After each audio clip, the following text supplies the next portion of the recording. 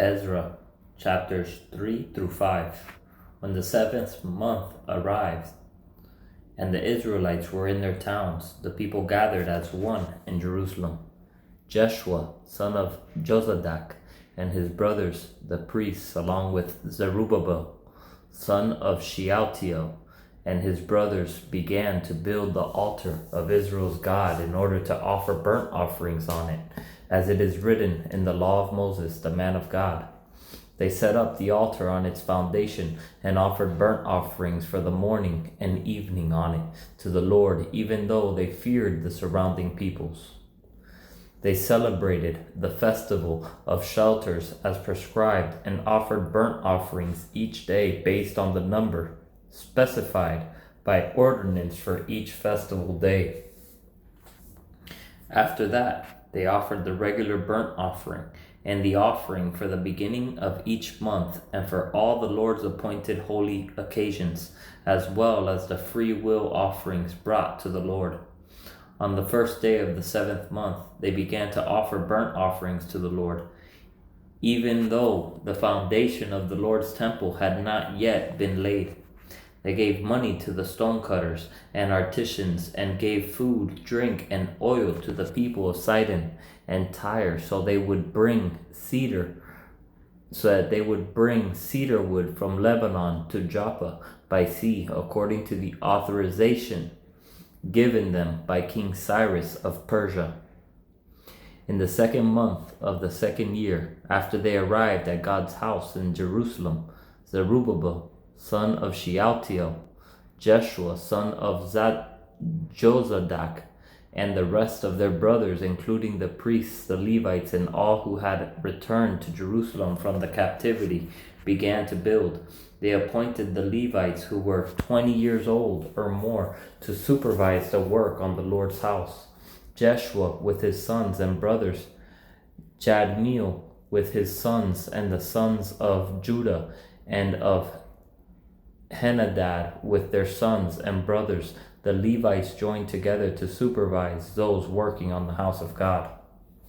When the builders had laid the foundation of the Lord's temple, the priests, dressed in their robes and holding trumpets, and the Levites descended from Asaph, holding cymbals, took their positions to praise the Lord as King David of Israel had instructed.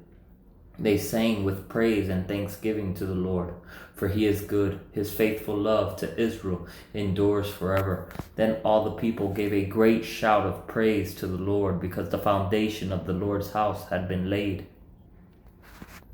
But many of the older priests, Levites, and family heads who had seen the first temple wept loudly when they saw the foundation of this temple, but many others shouted joyfully.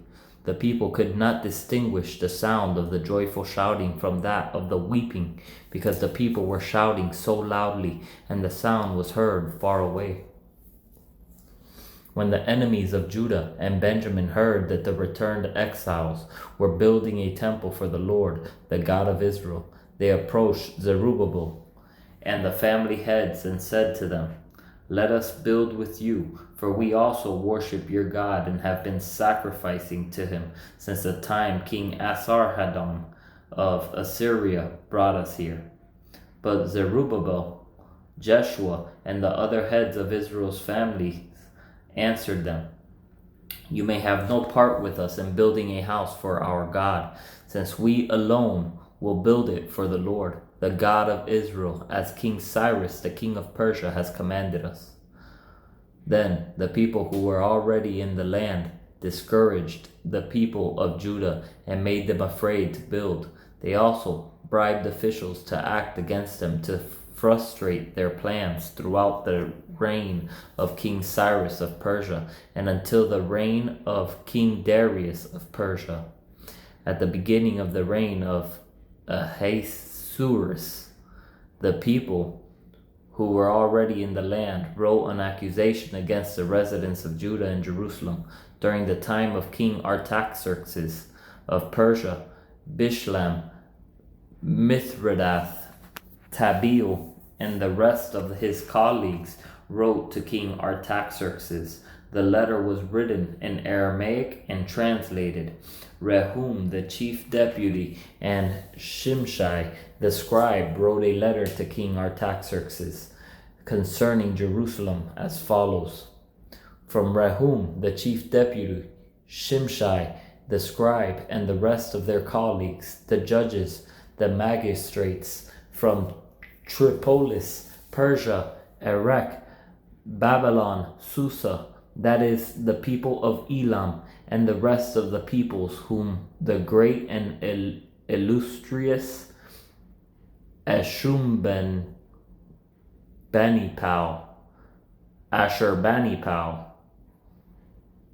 deported and settled in the cities of Samaria and the region west of the Euphrates River.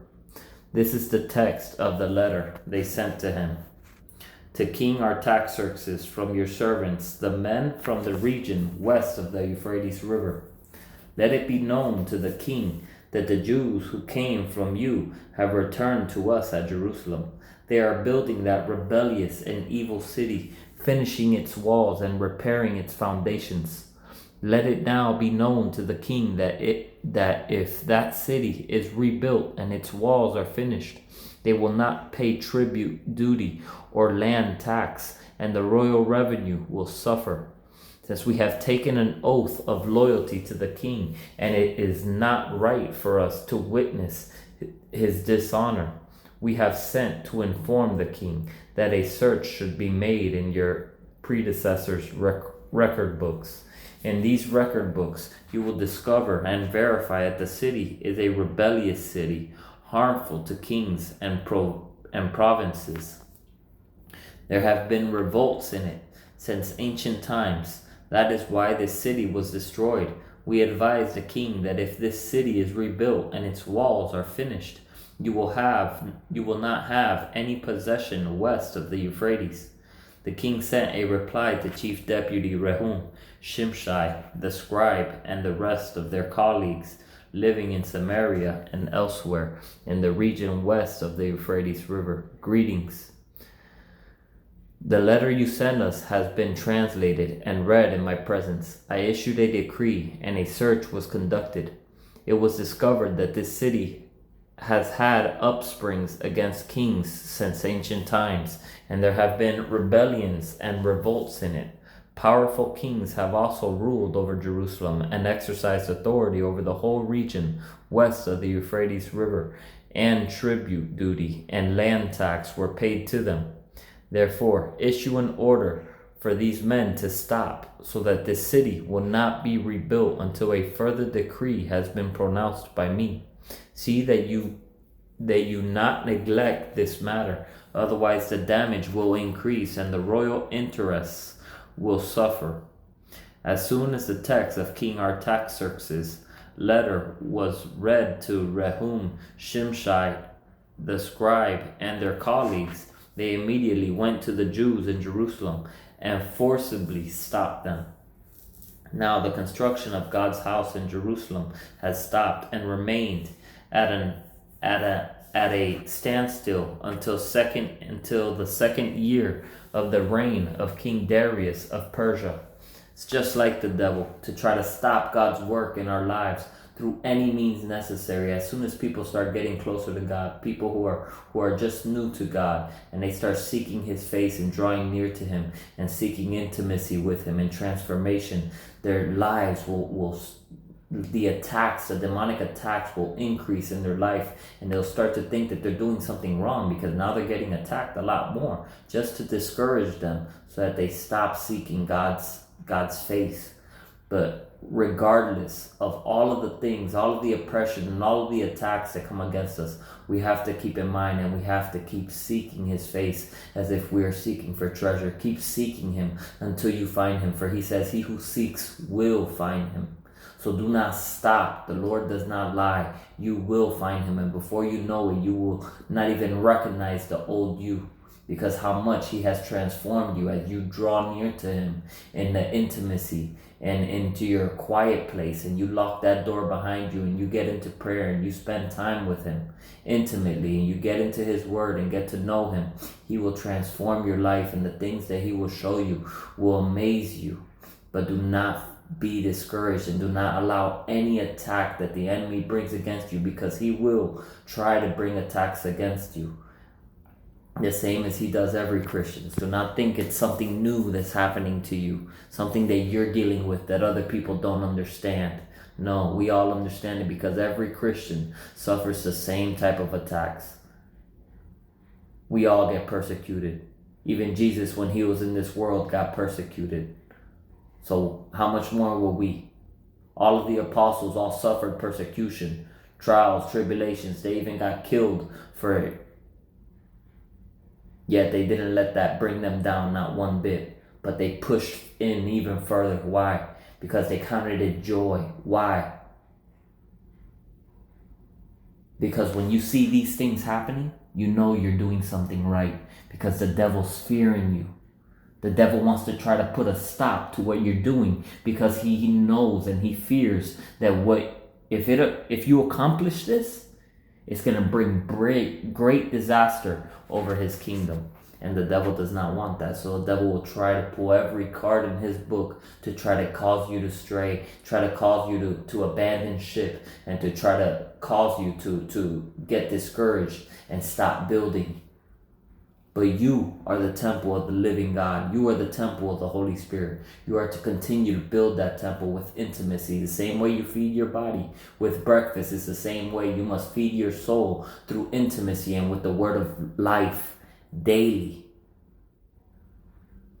But when the prophets Haggai and Zechariah, son of Iddu, prophesied to the Jews who were in Judah and Jerusalem in the name of the God of Israel who was over them, Zerubbabel, son of Shealtiel, and Jeshua, son of Jozadak, began to rebuild God's house in Jerusalem.